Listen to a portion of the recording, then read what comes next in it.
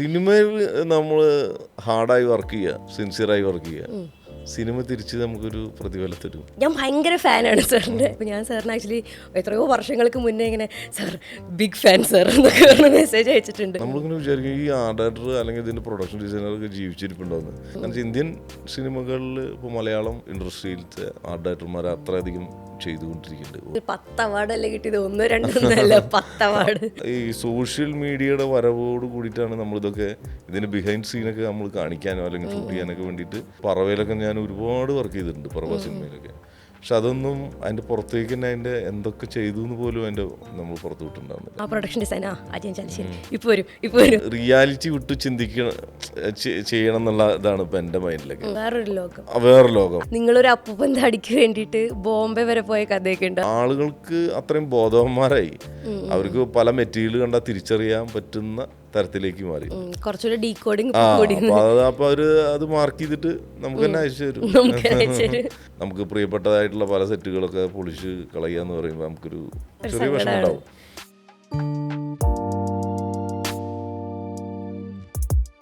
Hello everyone, welcome to മാഡിസം digital. This is Anusha Andrews. സംസ്ഥാന ചലച്ചിത്ര പുരസ്കാര ജേതാവ്, one of the most brilliant, iconic, legendary production designer and art director in Indian cinema industry. ഏറ്റവും പ്രധാനമായിട്ട് മലയാള സിനിമയുടെ മൂത്താശാരി എന്ന് വിളിക്കപ്പെടുന്ന മിസ്റ്റർ അജയൻ ചാലിശ്ശേരിയാണ് നമ്മോടൊപ്പം ഉള്ളത്. Welcome sir. Thank you. ഒരുപാട് സന്തോഷം സാറിന് സാറുമായിട്ട് ഇങ്ങനൊരു കോൺവെർസേഷൻ കിട്ടി എന്നുള്ളതിൽ. കാര്യം ഞാൻ ഭയങ്കര ഫാനാണ് സാറിൻ്റെ. 2020 നമ്മളിങ്ങനെ ആൾക്കാർക്ക് മെസ്സേജ് അയക്കില്ലേ, സാർ ബിഗ് ഫാൻ എന്നൊക്കെ പറഞ്ഞ് മെസ്സേജ് അയക്കില്ലേ. ഞാനിങ്ങനെ എടുത്തിങ്ങനെ നോക്കുമായിരുന്നു ഇൻസ്റ്റാഗ്രാം. അപ്പോൾ ഞാൻ സാറിന് ആക്ച്വലി എത്രയോ വർഷങ്ങൾക്ക് മുന്നേ ഇങ്ങനെ സാർ ബിഗ് ഫാൻ സാർ എന്നൊക്കെ പറഞ്ഞ് മെസ്സേജ് അയച്ചിട്ടുണ്ട്. അപ്പോൾ ഇന്ന് ഇങ്ങനൊരു കോൺവെർസേഷൻ പോസിബിൾ ആയതിന് ഒരുപാട് താങ്ക് യു. ഈ മൂത്താശ്ശേരി എന്നുള്ള വിളി സാർ നന്നായിട്ട് എൻജോയ് ചെയ്യാറുണ്ടോ? ഇല്ല, ശരിക്കും ഒരുപാട് മൂത്താശ്ശേരികൾ ശരിക്കും ഉണ്ട് ഇവിടെ. പക്ഷെ അത് നമ്മൾ മലയാള സിനിമയിൽ ഒരുപാട് ആർട്ട് ഡയറക്ടർമാരുടെ ഇടയിലത്തെ ഒരാളാണ് ഞാനും. പക്ഷേ എനിക്കങ്ങനെ ശരിക്കത് എന്തിനാ എനിക്കറിയില്ല. നമ്മൾ ഓരോന്ന് ചെയ്തുകൊണ്ടിരിക്കുകയാണ്. നമുക്ക് അങ്ങനത്തെ ഒരു അവസരങ്ങൾ വരുമ്പോൾ നമ്മളത് പെർഫെക്ഷനായിട്ട് ചെയ്യാൻ പറ്റുന്നുണ്ടോ എന്ന് നോക്കിക്കൊണ്ടിരിക്കുകയാണ്. ഇതുപോലെ മികച്ചതായിട്ടുള്ള മലയാള ഇൻഡസ്ട്രിയിൽ അതിഭീകരമായിട്ടുള്ള ആർട്ട് ഡയറക്ടർമാർ ഒരുപാട് ആളുകളുണ്ട്. അതിലെ ഒരാളായിട്ട് ആണ് എനിക്ക് അങ്ങനെ പറയാനാണ് എനിക്ക് ശരിക്കും ഇഷ്ടം. അതായത് നമ്മളൊരു ടീം വർക്കാണ് ശരിക്കും. പിന്നെ ഞാനത് അതിൻ്റെ ഒരു ഡിസൈൻ ഉണ്ടാക്കുമ്പോൾ ആ സിനിമയ്ക്കായിട്ടുള്ള അത് നമ്മുടെ ഒരു ടീം വെച്ച് ചെയ്യുന്നു. അപ്പോൾ നമ്മളത് ലീഡ് ചെയ്യുന്നു ശരിക്കും. പൊതുവെ ഇപ്പോൾ ഒരു സിനിമ എടുക്കുന്ന സമയത്ത് അത്യാവശ്യം ഒരു നല്ല മഞ്ഞുമൽ ബോയ്സ് പോലൊരു പടം, ആ പടത്തിൽ ഒരു പ്രൊഡക്ഷൻ ഡിസൈനറിൻ്റെ ടീമിൽ എത്ര പേരുണ്ടാവും? ഒരുപാട് ആളുകളുണ്ടായിരിക്കും. അപ്പോൾ നമ്മളൊരു അസോസിയേറ്റുകൾ ഉണ്ടായിരിക്കും. പിന്നെ അതിന് ശേഷം പിന്നെ ആർട്ടിസ്റ്റുകൾ ഉണ്ടായിരിക്കും. അതായത് നമ്മളൊരു കൺസെപ്റ്റ് വരയ്ക്കുന്നത് ആയിട്ടുള്ള ഡിജിറ്റലായിട്ടും അല്ലാതെയുള്ള ആർട്ടിസ്റ്റുകൾ ഉണ്ടായിരിക്കും. പിന്നെ അത് നമ്മൾ വരച്ച് കഴിഞ്ഞിട്ടുണ്ടെങ്കിൽ നമുക്കത് എക്സിക്യൂട്ട് ചെയ്ത് നമ്മൾ അത് മേക്ക് ചെയ്യണം. അപ്പോൾ അതിന് കാർപ്പൻറ്റേഴ്സ് ഉണ്ടായിരിക്കും. പിന്നെ അതേമാതിരി മോൾഡേഴ്സ്, വെൽഡേഴ്സ്, പിന്നെ അതേമാതിരി ഡീറ്റെയിൽ ആയിട്ട് വർക്ക് ചെയ്യുന്ന ഡമ്മി ആർട്ടിസ്റ്റ് അല്ലെങ്കിൽ അതിൻ്റെ സ്പെഷ്യലായിട്ട് ചെയ്യുന്ന ആർട്ടിസ്റ്റുകൾ ഉണ്ടായിരിക്കും.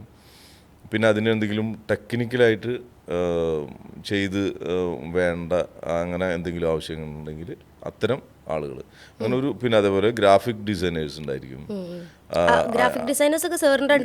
നമ്മുടെ ടീമിൽ തന്നെ ഉണ്ടായിരിക്കും. ഇത്തരം ഒരു വലിയ ഒരു ടീമിനെ വെച്ചിട്ടാണ് നമ്മൾ ഈ സിനിമകളൊക്കെ നമ്മൾ ഉണ്ടാക്കുന്നത്. ഇപ്പോൾ സാറിൻ്റെ ഒരു സിനിമ കാണുന്ന സമയത്ത് പൊതുവേ ഒരു പടത്തിൽ സെറ്റ് ഇട്ടിട്ടുണ്ട് എന്ന് മനസ്സിലാകാതിരിക്കുന്നതാണ് ഒരു പ്രൊഡക്ഷൻ ഡിസൈനറുടെ വിജയം എന്ന് പറയുന്നത്. അപ്പോൾ അത് പ്രേക്ഷകന് നൽകുന്നൊരു ഭയങ്കരമായ സാറ്റിസ്ഫാക്ഷൻ ഉണ്ട്. ഇത് ഇങ്ങനെ എടുത്ത സിനിമയാണ്, സെറ്റാണെന്ന് മനസ്സിലാവുന്നില്ല. അപ്പോൾ അജയൻ ചാലിശ്ശേരിയുടെ സിനിമകൾക്ക് പൊതുവെ ഒരു എക്സ്ട്രീം സാറ്റിസ്ഫാക്ഷൻ ആ തരത്തിൽ പ്രേക്ഷകന് കൊടുക്കുന്നുണ്ട്. അപ്പോൾ പ്രേക്ഷകന് അത് കൊടുക്കാൻ സാധിക്കുന്നു എന്ന് മനസ്സിലാക്കുമ്പോൾ നിങ്ങൾക്ക് കിട്ടുന്നൊരു ഹൈ എന്താണ്? സത്യത്തിൽ ആ സിനിമയ്ക്ക് എത്ര നമ്മൾ ആ സിനിമ ഓരോ സിനിമയുടെ സ്റ്റോറി ബേസാണ് നമ്മളൊക്കെ ഇത് ചെയ്യുന്നത്. അതിനെത്ര ആവശ്യപ്പെടുന്നുണ്ട് അല്ലെങ്കിൽ ഡയറക്ടർ എത്ര ആവശ്യപ്പെടുന്നുണ്ട്, ആ കഥ എത്ര ആവശ്യപ്പെടുന്നുണ്ട്, അതനുസരിച്ചാണ് നമ്മളിതൊക്കെ ചെയ്തു വയ്ക്കുന്നത്. അത് പെർഫെക്റ്റ് ആയി ചെയ്യുക എന്നുള്ളത് നമ്മുടെ ജോലിയാണ്. അതിനത്ര സമയം കിട്ടുക, അതിൻ്റെ ഒരു നല്ലൊരു പ്രൊഡക്ഷൻ കമ്പനി ഉണ്ടാവുക, നമുക്കത് എന്തൊക്കെ മെറ്റീരിയൽ വെച്ച് ചെയ്യണം, അതൊക്കെ എങ്ങനെ ആയിരിക്കണം എന്നുള്ളതിൻ്റെ അതൊക്കെ ഇതിന് ചേർന്നിട്ടുണ്ട്. നമുക്കതിൻ്റെ സമയം, അതിൻ്റെ ഒരു സാമ്പത്തികം നമുക്കിതിൻ്റെ ഇമ്പോർട്ടൻ്റ് ആണ് സിനിമയിൽ. അല്ലെങ്കിൽ നമുക്കത് അത്ര പെർഫെക്റ്റ് ആക്കാൻ വേണമെങ്കിൽ ഈ ടീമുകളൊക്കെ നമ്മുടെ കയ്യിൽ വേണം. അതായത് സമയം വേണം, അതിൻ്റെ കോസ്റ്റ് വേണം, പിന്നെ അതിന് പറ്റുന്ന മികച്ച ആയിട്ടുള്ള വർക്കേഴ്സ് നമ്മളൊപ്പം വേണം. എങ്കിൽ മാത്രമാണ് ഇത് പെർഫെക്റ്റായിട്ട് നമുക്ക് കാണിക്കാൻ പറ്റുള്ളൂ. ഇപ്പോൾ സിനിമയിൽ ചിലതൊക്കെ ഇപ്പോൾ ഈ ഓൺലൈൻ ഇവരൊക്കെ പറയാറില്ലേ, അതായത് പടത്തിൽ സെറ്റ് അത് അലമ്പായിരുന്നു, വളരെ മോശമായിട്ട് ഉണ്ട്, അത് ഞങ്ങൾക്ക് സെറ്റ് ഇട്ട പോലെ തോന്നി.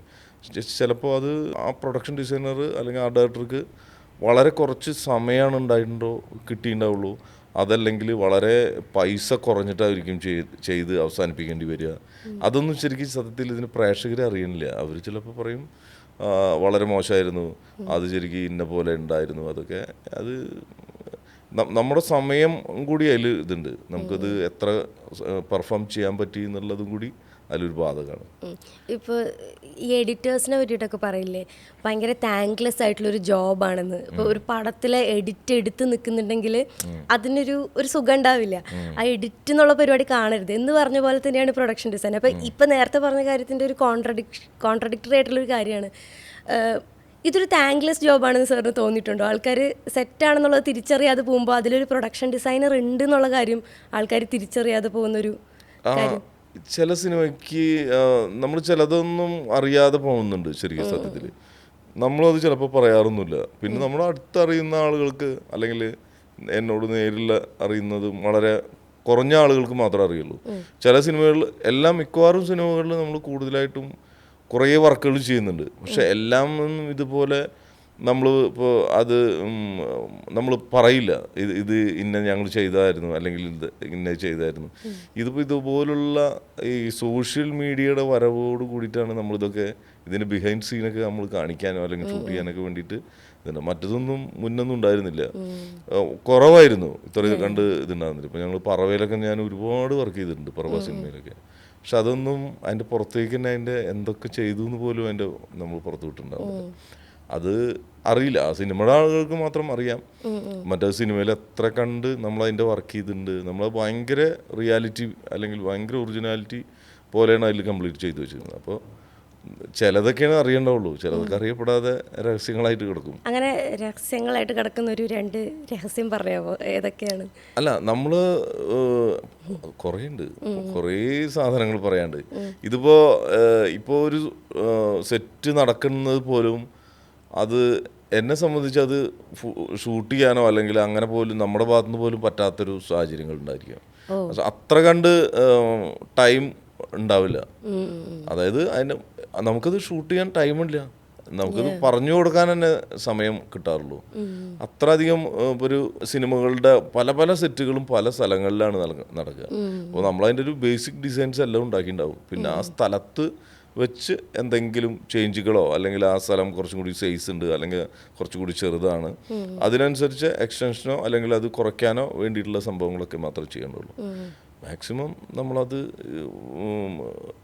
ഇപ്പോൾ ചിലപ്പോഴൊക്കെയാണ് അത് ഷൂട്ട് ചെയ്യാൻ പോലും പറ്റുള്ളൂ. ഒരു ഫോട്ടോ പോലും എടുക്കുന്നത് പറഞ്ഞാൽ നമുക്ക് അതായത് അല്ല, നമ്മളെ കൊണ്ട് ആ സമയക്കുറവ് ഉണ്ടായിരിക്കും അതിൻ്റെ. അതായത് നമ്മളിത് ആദ്യം ഇപ്പോൾ ഈ ആളുകളിലൊക്കെ റീൽസൊക്കെ കണ്ടിട്ടില്ലേ, ഒരു ചെറിയൊരു ഇലയിൽ ചിത്രം വരയ്ക്കുന്നത് പോലും ഭയങ്കരമായ റീൽസൊക്കെ എടുത്തിട്ട്. പക്ഷെ നമ്മളെ സംബന്ധിച്ച് ഒരു വലിയ സെറ്റ് ഇട്ടിട്ട് പൊളിക്കുന്നത് പോലും നമുക്ക് അതിന് സമയം കിട്ടാറില്ല. അതായത് പല വർക്കുകളും അതിൻ്റെ അനുബന്ധമായിട്ട് വർക്ക് നടക്കുന്നുണ്ടാവും. നമുക്കൊരു വർക്ക് മാത്രമല്ല നോക്കേണ്ടി വരിക. അപ്പോൾ ഈ സമയത്ത് ഈ 2-3 സിനിമകൾ നടക്കുന്ന കാരണം കുറച്ച് ടഫാണ് വർക്കിംഗ് ടൈം. സെറ്റ് പൊളിച്ചിട്ട് ഇത് എങ്ങോട്ടൊക്കെയാണ് പോകാറെന്ന് എനിക്ക് എപ്പോഴും ഒരു സംശയം തോന്നാറുണ്ട്. സെറ്റ് ഇത്രയും ഇപ്പോൾ ഗുണാക്കേവിൻ്റെ ഒക്കെ സെറ്റ് അത് അത്ര വലിയ വർക്കല്ലേ, അത് നിങ്ങളത് എങ്ങനെയാ എടുത്തു മാറ്റുന്ന പരിപാടി? അല്ല, നമുക്ക് ചിലതിനൊക്കെ സെറ്റ് പൊളിക്കുക എന്നുള്ളത് പെട്ടെന്നായിരിക്കും ഒരു ഇതാണ്, ഒരു പെട്ടെന്നുള്ള പ്രോസസ്സാണ്. അത് ഉണ്ടാക്കിയിട്ട് തരാനാണ് സമയം പിടിക്കുക. അത്രയും വലിയ സെറ്റുകളാവുമ്പോൾ ഹൈറ്റ് കൂടുന്തോറും അതിൻ്റെ ഒരു ടൈം ഡ്യൂറേഷൻ കൂടും. അത് മെല്ലെ ചെയ്യാൻ പറ്റുള്ളൂ. അപ്പോൾ അത് അങ്ങനെ ഉണ്ട് ഒരു സാധനം. പിന്നെ നമ്മൾ പൊളിക്കുക എന്ന് പറഞ്ഞാൽ നമുക്കിത് അത് പിന്നെ റീയൂസിനുള്ളതാണോ അല്ലെങ്കിൽ അതൊക്കെ നോക്കിയിട്ടാണ് അതിൻ്റെ ഇതുണ്ട്. അത് നമ്മൾ മൊത്തം കട്ട് ചെയ്തിടാൻ പറ്റും.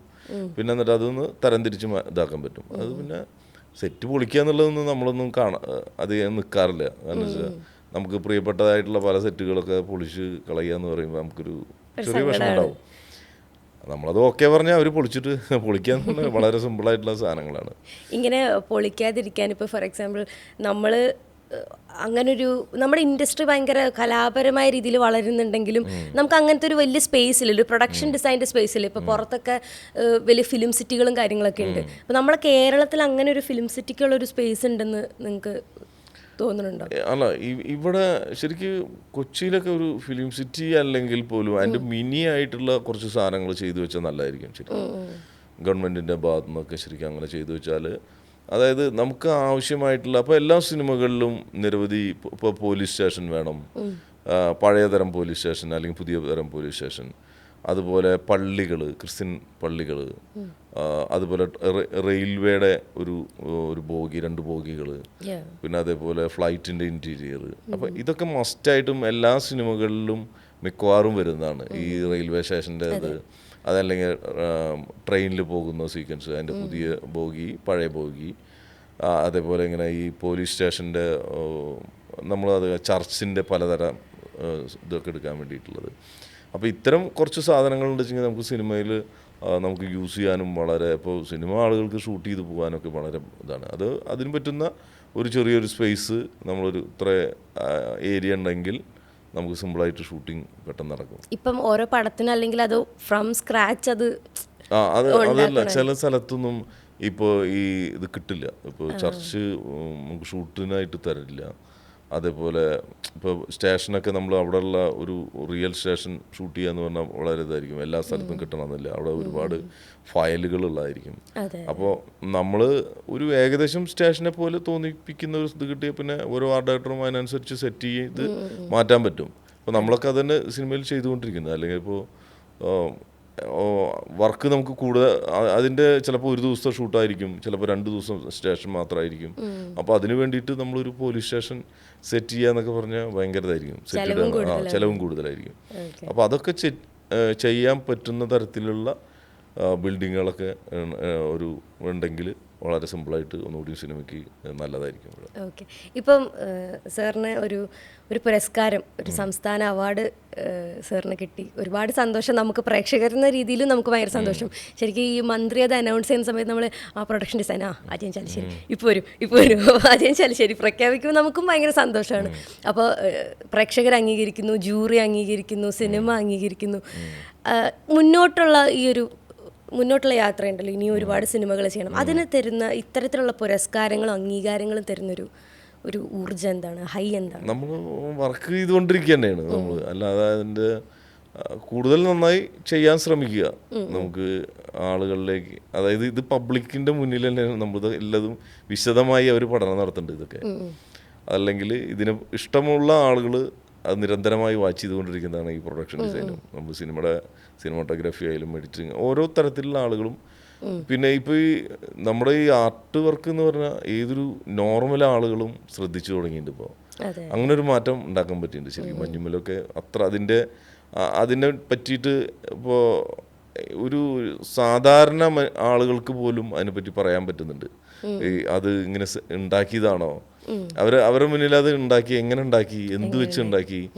അപ്പോൾ അതൊരു നോർമൽ ആളുകൾ പോലും അതൊന്നും അവർ ശ്രദ്ധിക്കാറുണ്ടായിരുന്നില്ല ശരിക്കും സത്യത്തിൽ.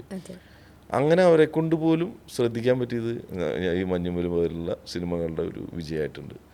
അപ്പം അത് നമ്മളെ സംബന്ധിച്ച് അത് ഒന്നുകൂടി ഇതാണ്, അതായത് സാധാരണക്കാരിലേക്ക് എത്തിക്കുക. അത് ആർട്ടിൻ്റെത് കൂടുതൽ ക്രിയേറ്റീവായിട്ടിരിക്കുക, കൂടുതൽ നന്നായി വർക്ക് ചെയ്യാൻ പറ്റുകയാണെങ്കിൽ അങ്ങനെ ചെയ്തുകൊണ്ടിരിക്കുക. പിന്നെ ഇതൊക്കെ ഇങ്ങനെ ഇടയ്ക്കുള്ള നമ്മൾ സിനിമയിലൊക്കെ കുറേ കാലമായിട്ട് ചെയ്തുകൊണ്ടിരിക്കുന്നതാണ്. ഇതൊക്കെ ഇടയ്ക്കൊക്കെ ഉള്ള തിരിച്ചുള്ളൊരു സന്തോഷമായിരിക്കും എനിക്ക് തോന്നുന്നു. അത്ര തന്നെ വളരെ സന്തോഷമുണ്ട് അതിൽ.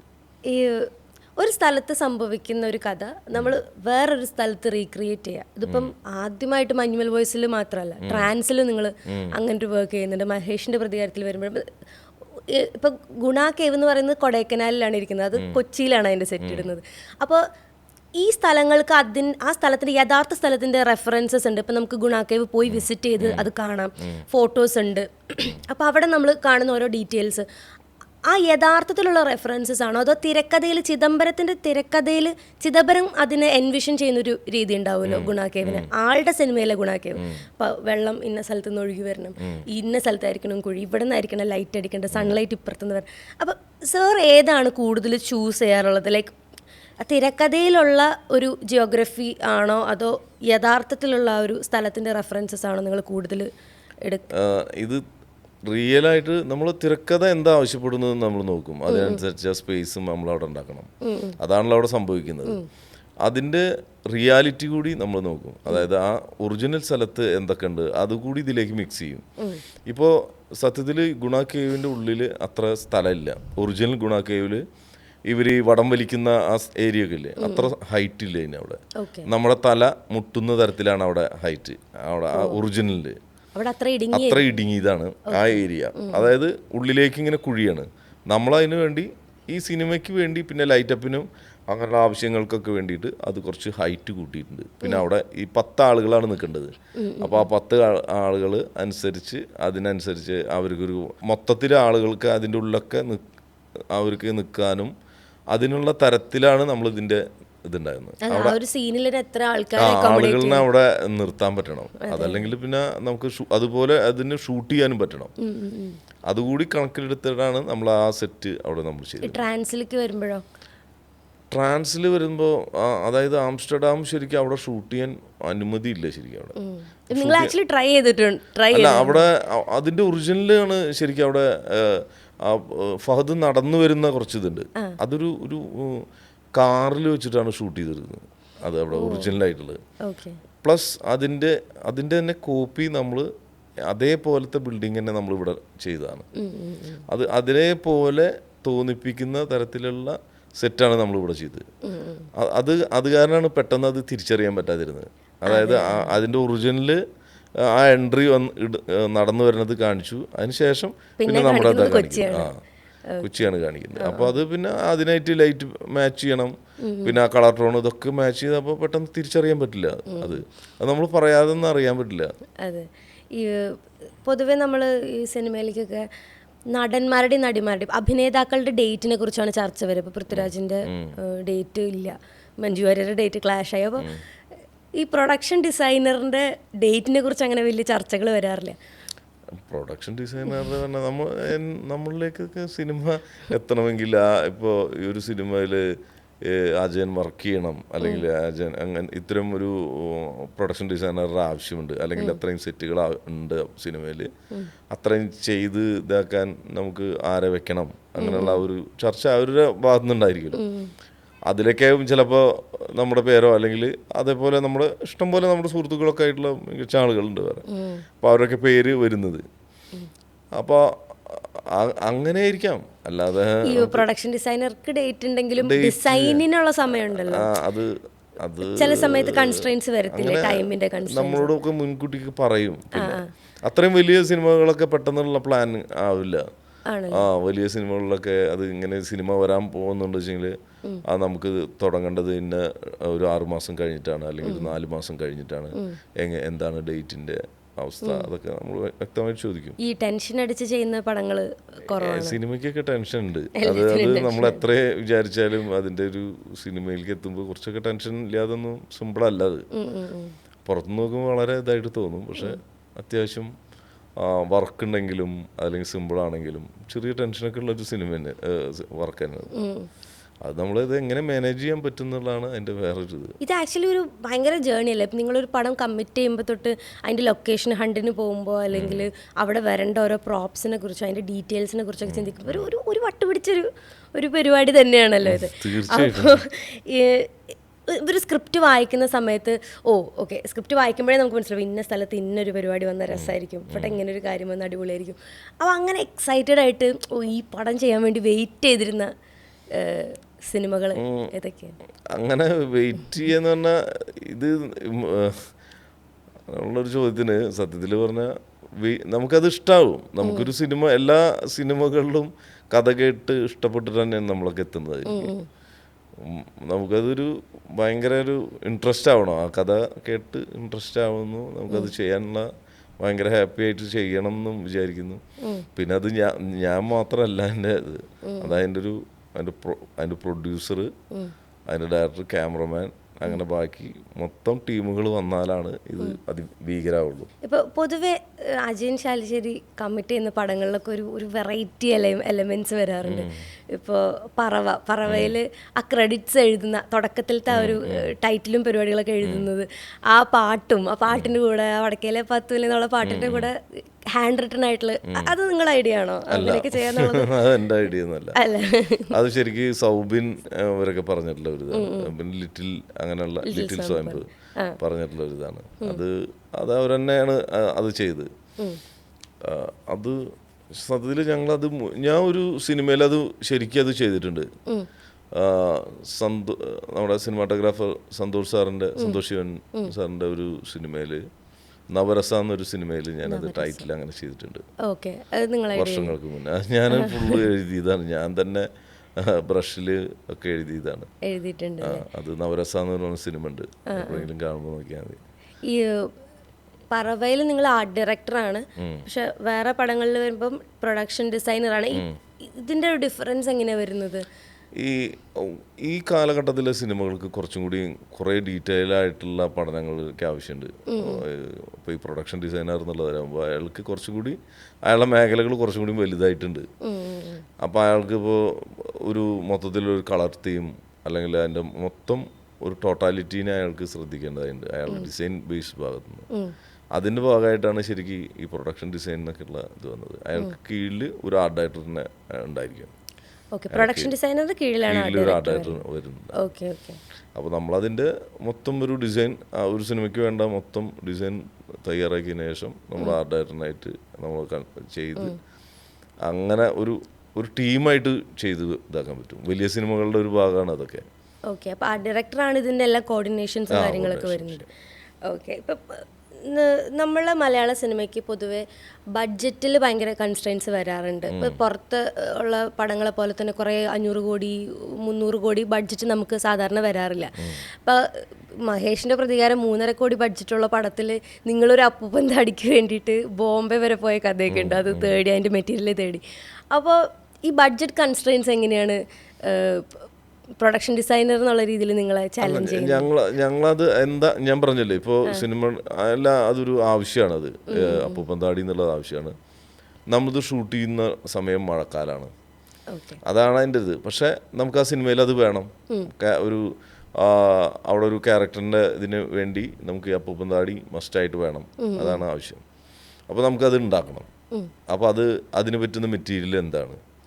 അപ്പോൾ നമ്മളതങ്ങനെ തപ്പിയെടുത്തു എന്ന് വിചാരിച്ചു. പിന്നെ അത് ചെയ്യാൻ വേണ്ടിയിട്ടുള്ള ആർട്ടിസ്റ്റുകളെ വേണം നമുക്ക്. അപ്പോൾ ഇതെല്ലാം, അപ്പോൾ നമുക്ക് എത്ര ദിവസം വേണം, നമുക്ക് ആളുകളുടെ എത്ര ചാർജ് വരും, ആർട്ടിസ്റ്റിന് എത്ര ചാർജ് വരും, ഈ മെറ്റീരിയൽ കോസ്റ്റ് എത്ര, ഇതൊക്കെ നോക്കിക്കൊണ്ട് അതിനൊരു ബഡ്ജറ്റ് കൊടുക്കാൻ പറ്റും. അങ്ങനെയാണ് നമ്മളത് ഓരോ സിനിമയ്ക്കും അതിനൊരു പ്രീ ബഡ്ജറ്റ് ഉണ്ടായിരിക്കും. എന്നിട്ട് നമ്മുടെ ഭാഗത്തുനിന്ന് വരാൻ സാധ്യതയുള്ള ഒരു ബഡ്ജറ്റ് എങ്കിൽ അത് പ്രൊഡക്ഷൻ സൈഡിൽ നിന്ന് അവർ ചോദിക്കും എത്ര ബഡ്ജറ്റ് വരാൻ സാധ്യതയുണ്ട്. ചില സിനിമകൾക്കൊന്നും വളരെ അങ്ങനെ ബഡ്ജറ്റ് അത്ര പ്രശ്നങ്ങളില്ലാത്തതൊക്കെ ഉണ്ടാവും ചില സിനിമയ്ക്ക്. അതായത് നമുക്ക് ആവശ്യമുള്ളത് ചെയ്തു കൊടുക്കണം എന്ന് പറയും. ചിലതിന് ബഡ്ജറ്റ് വളരെ പരിമിതമായിരിക്കും. അപ്പോൾ നമ്മൾ അതിൽ നിന്നുകൊണ്ടാണ് ഇതൊക്കെ ചെയ്യുന്നത്. അപ്പോൾ അത് ഒരു ആർട്ടുകാരന് അങ്ങനെ കുറ്റം പറയാൻ പറ്റില്ല. ചിലപ്പോൾ അയാൾക്ക് വളരെ കുറവ് ബഡ്ജറ്റാണ് കിട്ടുന്നുണ്ടാവുക.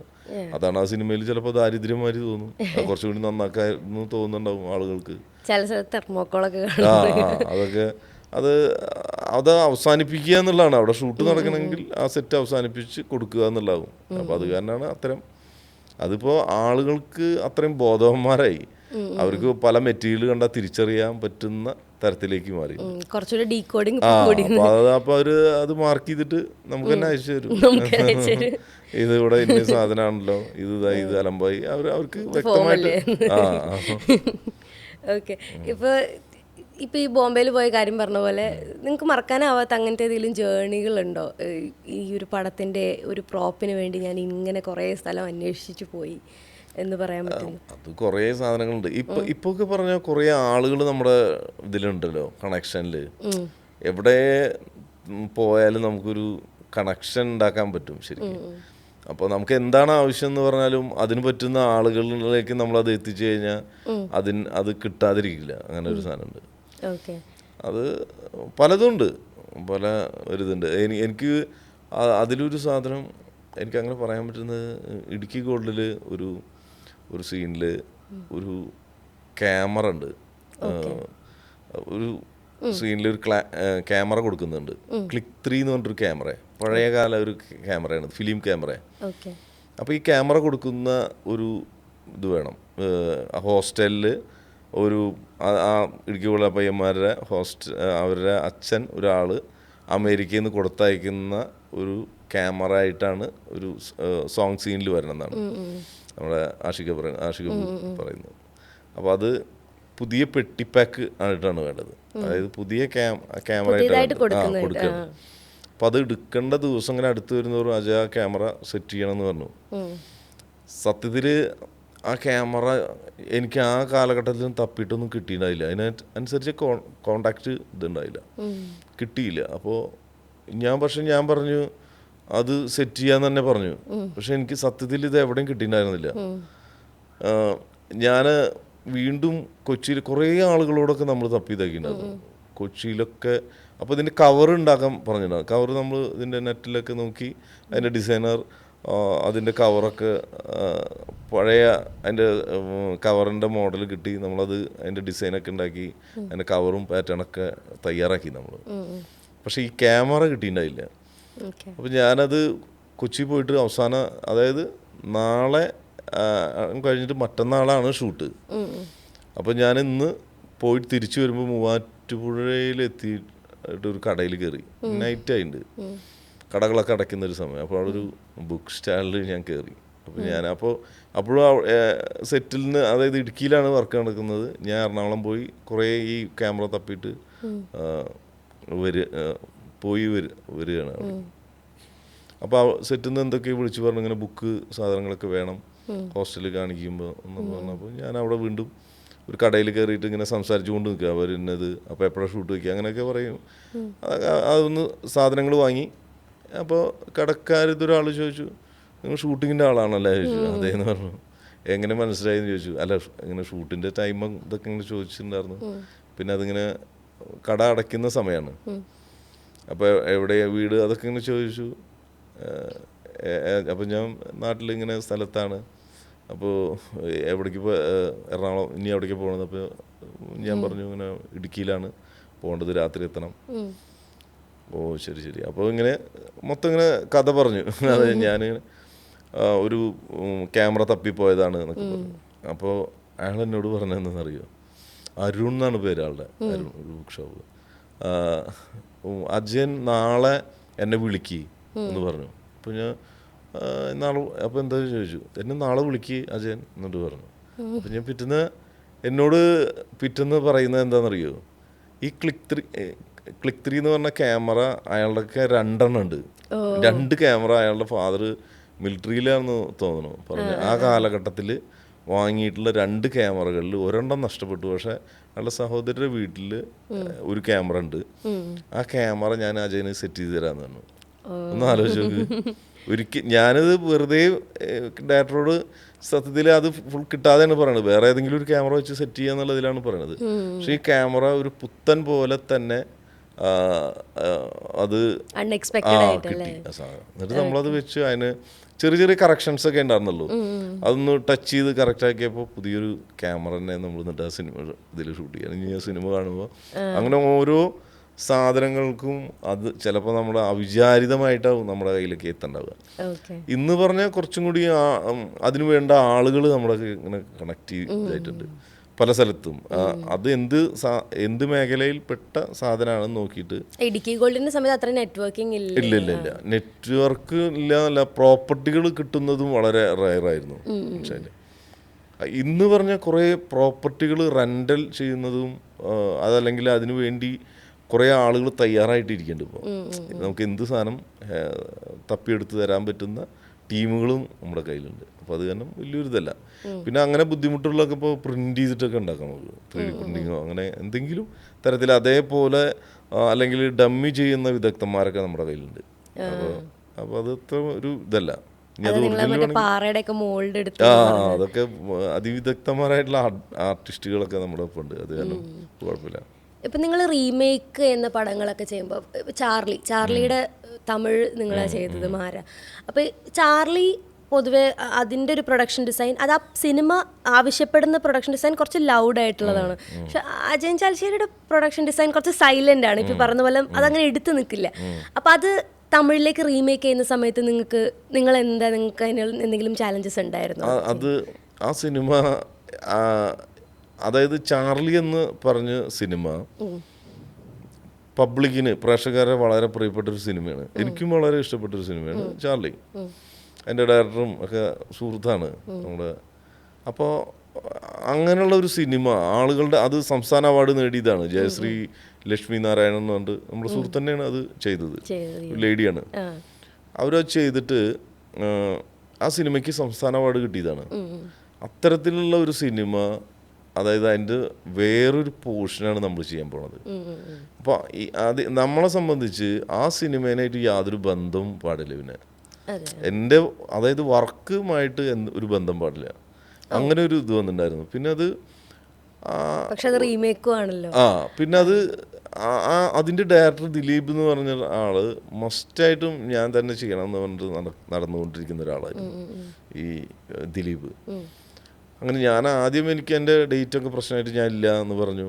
പക്ഷെ അത് കുറച്ച് കാലങ്ങൾക്ക് ശേഷം അവൻ വീണ്ടും വന്ന് കൊച്ചിയിലേക്ക് വരും, എന്നിട്ട് പറയും, വിളിക്കും. എന്നിട്ട് അതിനുശേഷം ഞാൻ ഇവിടെ കണ്ടു, ഒരു പ്രാവശ്യം ചെന്നൈക്ക് ഇതിനു വേണ്ടി വരണം എന്നൊക്കെ പറഞ്ഞു. വന്നിട്ട് ഒന്ന് കഥ ഞങ്ങളെ ഈ വെർഷൻ കേട്ട് നോക്കും, എന്നിട്ട് നമുക്ക് എന്താ തീരുമാനിക്കാമെന്നൊക്കെ പറഞ്ഞു. അങ്ങനെ അവസാനം ഞാൻ ചെന്നൈക്ക് പോയി. അങ്ങനെയാണ് അത് ആ സിനിമയിൽ അത് ജോയിൻ ചെയ്ത് പ്രവർത്തിക്കുന്നത്. അത് പക്ഷേ ഭയങ്കര രസമായിട്ടുള്ളൊരു ഇതായിരുന്നു അവരുമായിട്ട് പ്രവർത്തിച്ചത്. വളരെ വളരെ കംഫർട്ടും വളരെ ഹാപ്പി ആയിട്ട് ചെയ്തൊരു സിനിമയാണ് എനിക്ക് ആ പടം. അപ്പോഴും നിങ്ങൾ കുറച്ച് ഡിഫറൻസ്, നമ്മളതിൽ ഭയങ്കരമായിട്ട് ഡിഫറൻറ്റ് ഉണ്ടാകും. അതൊരു അതിൽ ആ ക്യാരക്ടർ ഒരു 50 കഴിഞ്ഞിട്ടുള്ള ഒരാളുടെ ഒരു കളർ സെൻസ് ഒക്കെ നമ്മളതിൽ യൂസ് ചെയ്തതാണ്. ഒരു ഫൈൻ ആർട്ട് ടൈപ്പ് ഓഫ് റൂമുകളും ഇതൊക്കെ ഒരു ആർട്ടിസ്റ്റ് എങ്ങനെ, അതിഭീകരമായിട്ടുള്ള ഒരു ആർട്ടിസ്റ്റ് എങ്ങനെ അയാളുടെ റൂം എങ്ങനെ ഉണ്ടാവുക, ആ ഒരു തരത്തിലാണ് നമ്മൾ അതിന് ചെയ്തിട്ടുണ്ടായിരുന്നു. ഒരുപാട് ചെയ്തിട്ടുണ്ടായിരുന്നു. സ്കൾപ്ചർ, സ്കെച്ചുകൾ, ഒരുപാട് ആർട്ടിസ്റ്റുകൾ വർക്ക് ചെയ്തിട്ടാണ് നമ്മളത് ചെയ്തത്. അത് ഭയങ്കര ഹാപ്പി ആയിട്ടുള്ള ഒരു വർക്കാണത്. ഓക്കെ. ഈ ബാലനെ പറ്റിയിട്ട് എന്തെങ്കിലും പറയാനുണ്ടോ? എന്താണ് ബാലൻ ഇപ്പം നിങ്ങൾ വർക്ക് ചെയ്യുന്നത്? ബാലൻ ഇപ്പോൾ വർക്ക് ചെയ്തുകൊണ്ടിരിക്കുന്നുണ്ട്. ഭയങ്കര പ്രതീക്ഷയാണ് പടത്തിന്. കാരണം മഞ്ഞുമൽ ബോയ്സിന്റെ അതേ ക്രൂ അങ്ങനെ തന്നെ ബാലൻ ചെയ്യാനായിട്ട് വന്നേക്കാണ്. അത് വളരെ ഹാപ്പി ഇതാണ്.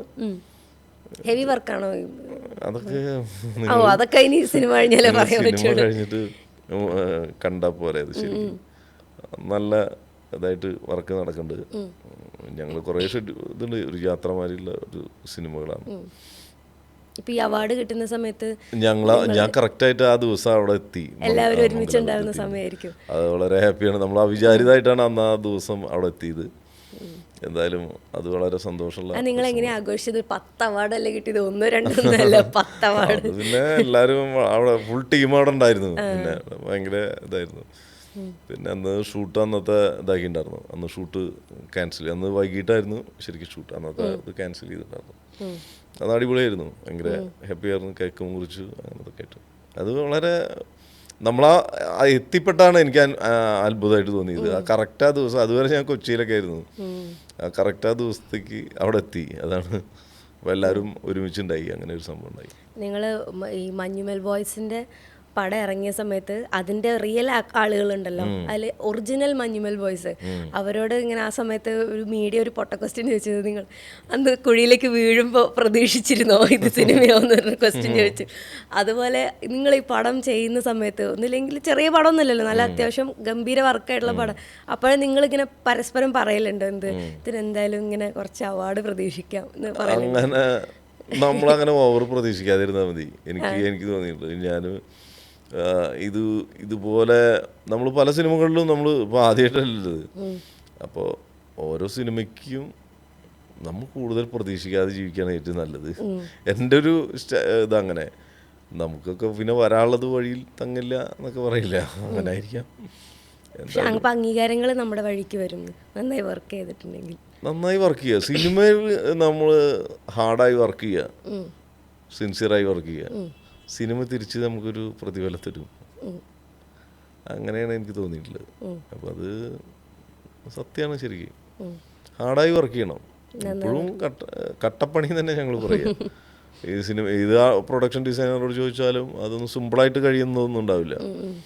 ഓരോ സിനിമയ്ക്കും അതിൻ്റേതായിട്ടുള്ള ബുദ്ധിമുട്ടുകളും പ്രയാസങ്ങളും എന്നാൽ പക്ഷെ അതൊക്കെ നമ്മൾ തരണം ചെയ്യും. അതിന് പറ്റുന്ന ടീമുകളും ഇതൊക്കെ വെച്ച് സിനിമ പിന്നെ അങ്ങനെയാണ് അതിൻ്റെ ഒരു രീതി. പക്ഷെ അത് നമ്മൾ സിമ്പിളാക്കി മാറ്റും. മികച്ച പ്രൊഡക്ഷൻ ഡിസൈനുള്ള കണ്ടിരിക്കേണ്ട 3 മൂവി റെക്കമെൻഡേഷൻസ് അജയൻ ചാലിശ്ശേരി. അങ്ങനെ ചോദിച്ചു കഴിഞ്ഞിട്ടുണ്ടെങ്കിൽ ഒരുപാട് പടങ്ങളുണ്ട്. ചിലത് ഭയങ്കര ഹെവി ആയിട്ടുള്ള വർക്കുകൾ ഉണ്ടാവും, വളരെ കുറഞ്ഞതുണ്ടായിരിക്കാം. എന്നാലും എനിക്കങ്ങനെ അതിഭീകരമായിട്ട് പറയാൻ പറ്റില്ല. ഏതെങ്കിലും മൂവി ഞാൻ ചിലപ്പോൾ എനിക്ക് എൻ്റെ ഒക്കെ ഇതിൽ ഞാൻ കുറച്ചും കൂടി റിയാലിറ്റി വിട്ട് ചെയ്യണം എന്നുള്ള ഇതാണ് ഇപ്പം എൻ്റെ മൈൻഡിലൊക്കെ.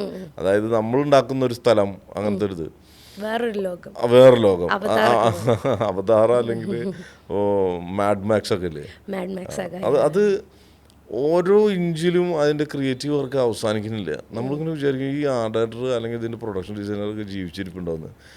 അത്രയധികം സാധനങ്ങളാണ് അതിൽ വന്നു പോണത്. അപ്പോൾ നമ്മളൊക്കെ അത് കണ്ടിട്ടാണ് ഒരു സിനിമ ഇറങ്ങുന്നതിൻ്റെ ബുദ്ധിമുട്ടുകളുടെ അതിലുള്ള ഓരോ സാധനങ്ങളും, അതായത് സെറ്റ് അല്ലാതെ സെറ്റ് ഇട്ടത് കൂടാതെ അവർ ഉപയോഗിക്കുന്ന ഓരോ ഓർണമെൻ്റ് ആയാലോ അല്ലെങ്കിൽ അതിൻ്റെ ഓരോ പ്രോപ്പർട്ടികളിലും അവരുടെ ഇത് നിറഞ്ഞു നിൽക്കുകയാണ്.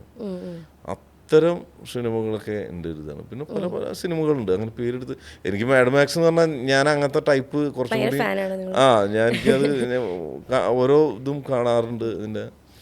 പിന്നെ ഈ ഭയങ്കര ഡീറ്റെയിലൊക്കെ പിറേറ്റ്സ് ഓഫ് കരീബിയൻ അതൊക്കെ ഞാൻ അങ്ങനത്തെ കുറച്ച് പബ്ലിക് കാണുന്ന സിനിമകളാവും ഞാൻ ചിലപ്പോൾ കണ്ടിട്ടുണ്ടാവും കൂടുതലായിട്ട്. ഞാനതിൽ എത്രയൊക്കെ വർക്ക് ചെയ്യാൻ പറ്റും, അതിൽ അവരുടെ കൂടുതലായിട്ടുള്ള വർക്കുകൾ ഇതിൽ ഇപ്പോൾ അവതാറായാൽ പോലും അതിൻ്റെ എന്തൊക്കെ ഇതുണ്ടെന്ന് നോക്കാം. അവതാറിന്റെ കുറേ പ്രൊഡക്ഷൻ ബിഹൈൻഡ് ദ സീൻസ് ഇങ്ങനെ വന്നുകൊണ്ടിരിക്കുന്നു. അപ്പം അങ്ങനെ ഒരുപാട് സിനിമകളുണ്ട്. അപ്പം അത് വളരെ അവാർഡ് മൂവികളിലാണെങ്കിൽ പോലും നമ്മളതിൻ്റെ വർക്കുകൾ കാണാറുണ്ട്. പക്ഷെ നമ്മളെങ്ങനെ അതിലേക്ക് എത്തും? നമ്മൾ ഈ ചെറിയൊരു ഇൻഡസ്ട്രിയിൽ നിന്ന് നമുക്ക് എന്ത് ചെയ്ത് കൊടുക്കാൻ പറ്റും എന്നാണ് ഞങ്ങളൊക്കെ പോലുള്ള ഇവിടുത്തെ ആളുകൾ നോക്കിക്കൊണ്ടിരിക്കുന്നത്. ഈ ചെറിയ ഒരു ബഡ്ജറ്റ് വെച്ച് നമ്മൾ ഇതിൻ്റെ ഒപ്പം അതിനെ പോലെ ആക്കാൻ പറ്റുമോ? കാരണം ഇന്ത്യൻ സിനിമകളിൽ ഇപ്പോൾ മലയാളം ഇൻഡസ്ട്രിയിലത്തെ ആർട്ട് ഡയറക്ടർമാർ അത്രയധികം ചെയ്തുകൊണ്ടിരിക്കുന്നുണ്ട് ഓരോ സിനിമകളായാലും പോലും.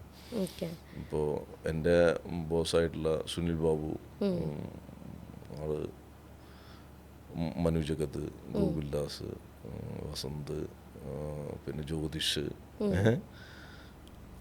അങ്ങനെ ഒരുപാട് ആൾക്കാരുണ്ട്. അവരൊക്കെ വളരെ പ്രിയപ്പെട്ടാണ്. അവരൊക്കെ നമ്മൾ തമ്മിലിങ്ങനെ നിരന്തരമായിട്ട് സംസാരിച്ചു കൊണ്ടിരിക്കുന്ന ആളുകളാണ് അതൊക്കെ. പിന്നെ അതൊരു രസമായിട്ടുള്ളതാണ്. നമ്മുടെ കുറേ ആളുകൾ ഇവിടെ ഉണ്ടെന്ന് അറിയാൻ. പിന്നെ ബംഗ്ലാൻ ഇപ്പോൾ മികച്ച പടങ്ങളും അതേമാതിരി ഹിറ്റായിട്ടുള്ള ഒരുപാട് ഇന്ത്യൻ സിനിമകളിലെ ഒരു ഇതാണ് പ്രൊഡക്ഷൻ ഡിസൈനറാണ് ബംഗ്ലാൻ.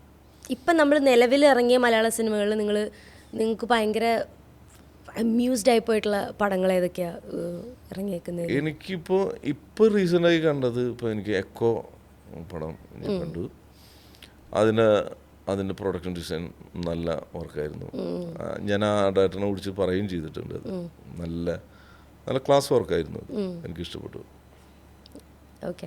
ഈ നേരത്തെ നമ്മൾ പറഞ്ഞല്ലോ ഇപ്പോഴാണ് പിന്നെ ഇത് ബ്രഹ്മയുഗം ജ്യോതിഷിൻ്റെ ഭീകര വർക്കാണ്. അതിന് ക്യാമറ നല്ലൊരു ഇതാണ്. ഷഹനാദ് ജലാൽ ചെയ്തത് എനിക്ക് ഭയങ്കര ഇഷ്ടപ്പെട്ട ഒരു ഇതാണ്. അങ്ങനെ ഇഷ്ടപ്പെട്ടു കഴിഞ്ഞാൽ വിളിച്ച് അവരോട് പറയാറുണ്ട്. എല്ലാവരും വിളിച്ച് പറയും.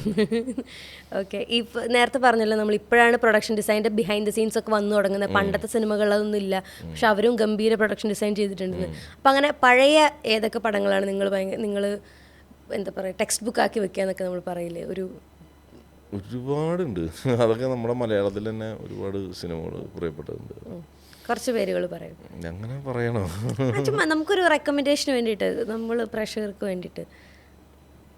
അങ്ങനെ പറയുകയാണെങ്കിൽ ഇപ്പം ഞാനൊക്കെ ഒരു പടത്തിൽ ഞാൻ ഒന്ന് വർക്ക് ചെയ്തിട്ടുള്ളത് അനന്തഭദ്ര എന്ന പടക്കല്ലേ, അതിലൊക്കെ ഞാൻ ആർട്ട് അസിസ്റ്റൻ്റ് ആയിരുന്നു.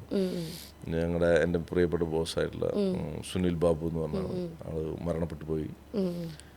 പിന്നെ മനു ജഗത് എന്ന് പറഞ്ഞ ഒരാളുടെ ഒപ്പം കൽക്കട്ട ന്യൂസ് അടിപൊളി വർക്ക്. അങ്ങനെ കുറച്ച് പടങ്ങളുടെ എനിക്ക് വർക്ക് ചെയ്യാൻ പറ്റിയിട്ടുണ്ട് ഇതേപോലെ. അപ്പോൾ അതൊക്കെ പ്രിയപ്പെട്ടാണ്. പിന്നെ ഒരുപാടുണ്ട്, അങ്ങനെ പേരെടുത്ത് എനിക്ക് ഇതാക്കാൻ പറ്റില്ല. കുറേ പടങ്ങളിൽ ഇഷ്ടപ്പെട്ട സിനിമകളിലെ ആർട്ട് വർക്കുകളുണ്ട് നമുക്ക്. പിന്നെ ഇപ്പോൾ കുറച്ച് മുന്നേ ആണെങ്കിൽ പോലും നമ്മുടെ സീനിയർ ആയിട്ടുള്ള കുറേ ആളുകളുണ്ട്. ഇപ്പോൾ ജോസഫ് നെല്ലിക്കലായാലോ, ബാവക്ക, എംബാവ, പിന്നെ അങ്ങനെ അജയ് മങ്ങാട്, അങ്ങനെ കുറേ ആളുകൾ പലതരത്തിൽ മികച്ചതായിട്ടുള്ള ഇതുണ്ട്. അങ്ങനെ അപ്പോൾ അവർക്ക് പല പല ഇതുണ്ട്. ഓരോ ആളുകളോട് ഇഷ്ടമുള്ളവരുണ്ടാവും, നമുക്ക് പ്രിയപ്പെട്ട ആളുകളുണ്ടായിരിക്കും, അല്ലാത്തവരുണ്ടായിരിക്കും, ഇഷ്ടമില്ലാത്തവരുണ്ടായിരിക്കും. എങ്കിലും നമുക്കത് പല സിനിമകൾ കണ്ടാൽ നമ്മൾ പരസ്പരം വിളിച്ച് പറയാറുണ്ട്.